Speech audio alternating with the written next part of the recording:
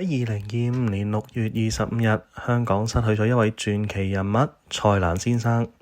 佢享年83歲，佢嘅親友喺6月27日公佈死訊，話遵照蔡瀾生前意願，遺體已經火化，唔設任何儀式。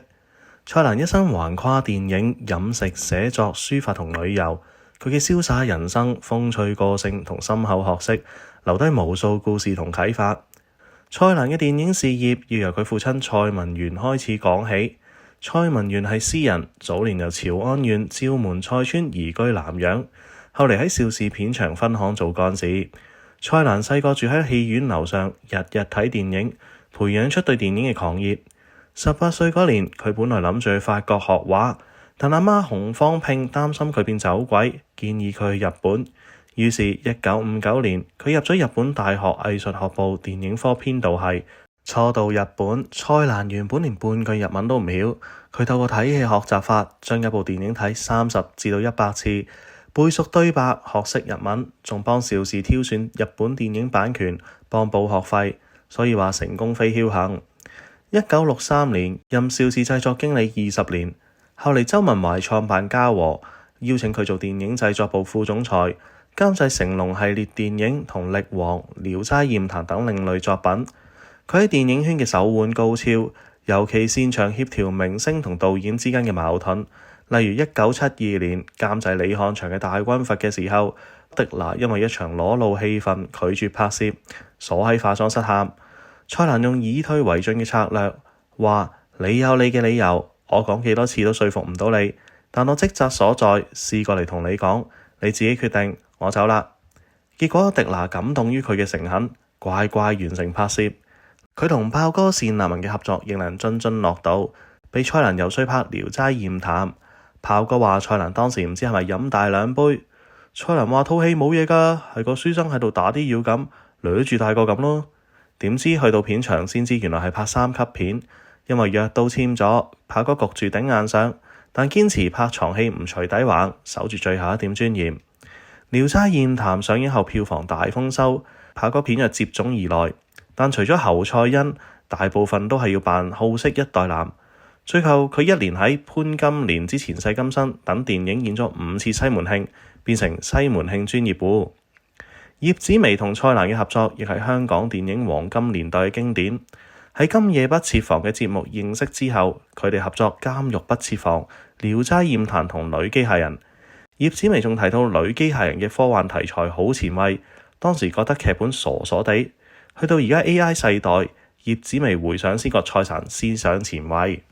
蔡瀾對王家衛嘅電影風格就有獨到見解。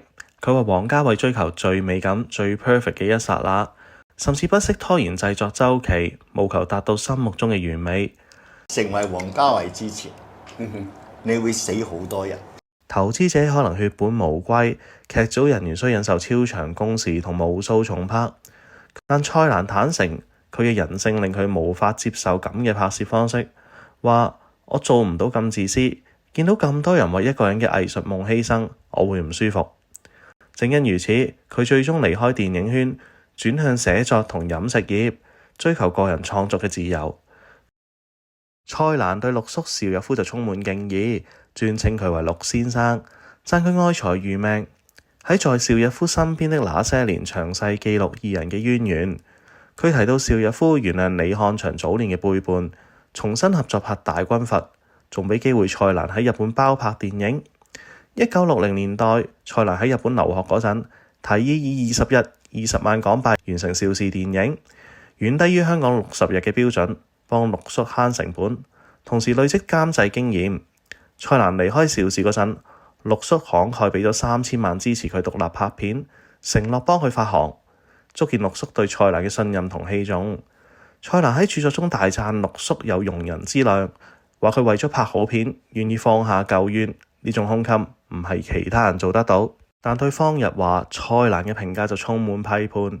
佢喺著作同訪問中毫無保留批評方日華嘅節儉政策，話佢將電影燒銀紙嘅生意變成壓抑嘅環境，連買電燈泡都要經採購組申請，仲要揾最平嘅貨源。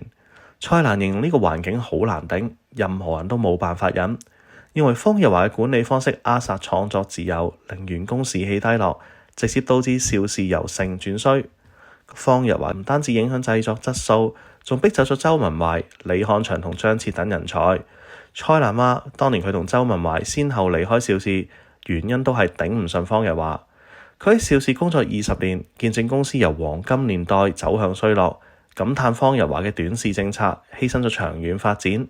蔡瀾係香港早期飲食界 KOL， 佢主持蔡瀾逛菜欄、蔡瀾探名菜、蔡瀾探世界等節目，憑淵博知識同風趣講解，講述菜式典故同文化，令觀眾大開眼界。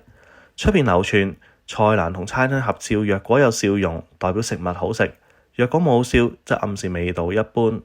蔡瀾喺文章中解釋，初時佢來者不拒同人合照，但後嚟有人投訴，因為見到佢張相而去食，結果啃唔落口。自此佢食完先影，若果食物難食就即刻走人，好食先樂意合照。笑言江湖傳聞我笑先好食，真係冇講錯嘅。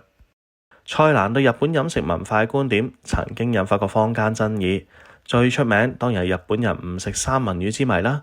佢提到1959年留去日本嗰陣，日本人因為野生三文魚有寄生蟲，唔會生食，只會醃製或者煮熟。佢喺文章寫到，正統日本壽司店絕對唔買三文魚刺身，因滋蟲多。呢番話被誤傳為日本人唔食三文魚，引嚟批評。呢度要還一個公道俾蔡瀾。因為喺佢讀書時期未有養殖三文魚技術，直至上世紀70年代，日本同挪威簽咗漁產品輸入協定，養殖三文魚普及，安全生食先流行起嚟。蔡瀾年輕時風流，交過61個女朋友，遍及日本、韓國、台灣等地。但婚後佢對太太張瓊文忠誠無比。張瓊文係電影監製，擅長烹飪，兩人因為電影工作結緣，喺母親催婚之下結婚。蔡瀾話：婚姻係一種諾言，從未出軌。2023年，張瓊文跌倒，蔡瀾救妻嗰陣跌碎股頸骨，需要輪椅代步。太太不久之後離世，蔡瀾坦言午夜夢迴，常思念亡妻，感嘆佢生前照顧自己良多，但引用倪匡智慧，試圖放下心靈痛苦，追求自由。蔡瀾同香港4大才子金庸、倪匡、黃霑嘅友情係佢人生嘅重要篇章。蔡瀾同時反對4大才子稱號，話金庸係大師，自己同倪匡、黃霑比唔上。佢同倪匡、黃霑主持《今夜不設防》節目轟動一時。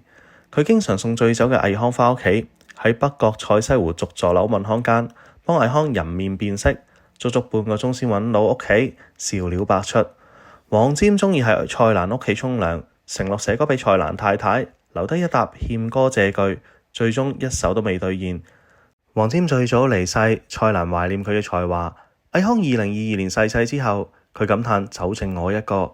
喺活動被問及若果再見兩人會講咩，佢幽默答：如果倪匡同埋黃霑佢生啱我喺前邊，你有咩想幫佢講啊？如果我再撞到佢哋啊嘛，係。你老做咩咧？做咩咧？做咩？走得咁快，咁等我一齊。蔡瀾嘅逝世係香港文化界嘅重大損失。佢用電影、美食同文字活出瀟灑真我。佢對真美嘅追求，對朋友嘅真摯，用幽默同智慧喺世間苦中作樂。願你喺天國繼續笑談人生。